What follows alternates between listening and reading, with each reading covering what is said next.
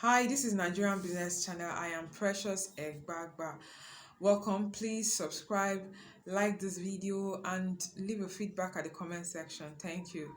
So, how do you get investors to give you money, for you to run your business? How do you get investors to invest in your business, especially with this new CBN policy of increasing interest rate on savings account to 4.2%, meaning that if somebody drops 500,000 naira in their account, at the end of the year they get 21,000 naira interest risk free without having to do anything. So how do you convince that person to give you the money for you to run a business and give them a return on investment at the end of the year, or depending on what your terms are? Well, to get more on this, I'm going to be taking my point from my book, 6 Ways to Raise Capital Without Borrowing. That's my book. If you want it, you can click the link or send me a DM to get this book. It's just 4,000 naira, and that covers shipping. Shipping is free. That covers shipping to get delivered to you wherever you are, all across Nigeria.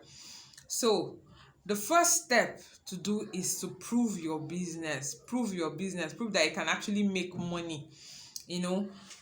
Not just, I watched a video recently about a guy that was saying his business is capable of making 10 million naira every month, and he makes bricks out of plastics, and he said the business is capable of making 10 million naira every month, and he needed an investment of 10 to 15 million naira to be able to make that 10 million naira every month. And when he was asked, how much have you made so far, and he said he had not made any money so far, that he had not been able to meet up with any demand, like people that wanted to book for bricks. He said no, he will not be able to meet up and all that. So you've not made any money and you're requesting for 10 million naira, 15 million naira. So somebody should carry his or her earned money to give you to test an idea, and you've not made a kobo out of that business. That's a very wrong thing to do. If you want somebody to give you their money for you to do your business, you have to test the idea with what you have.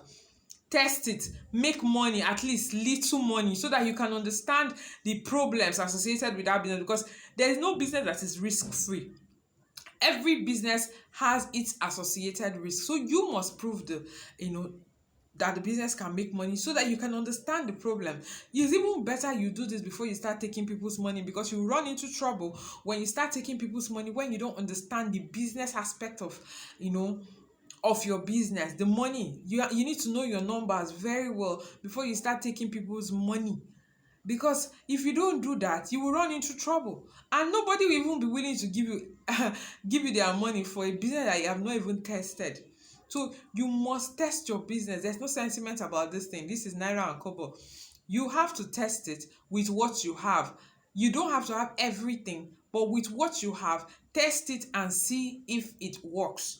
Number 2, honesty is the best policy. You have to be transparent. How will this business make money? This is how it will make money. This is how it will be run. Describe your business fully. Be honest, be transparent. Don't just assume that because you're promising a great return on investment, people will just hand you their money like that. You have to be honest with your prospective investors. The third one is document.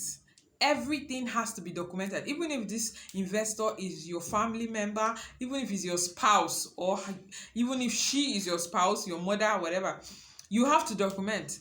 This is why when you start running the business, even at the small scale, you must keep records. Keep records of what you're doing with the business or in the business. Keep records, so that you'll be able to hand these records to prospective investors and say, this is the trend, this is what we are predicting from the trend.